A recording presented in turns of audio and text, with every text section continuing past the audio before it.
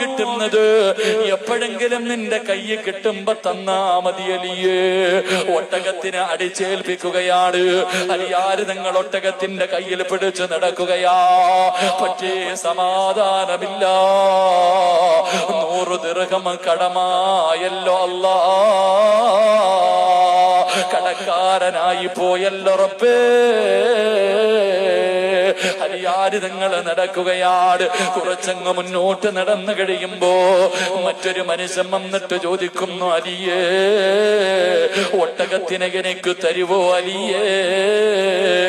160 ദിർഹം ഞാൻ നിനക്ക് തരാ.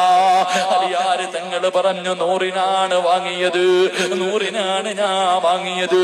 ആ മനുഷ്യൻ പറഞ്ഞു, കുഴപ്പമില്ല, 160 ദിർഹം കയ്യിൽ കൊടുത്തിട്ട്, അതാ 160 ദിർഹം കയ്യിൽ കൊടുത്തിട്ട് ഒട്ടകത്തിനെ പിടിക്കുകയാണ്.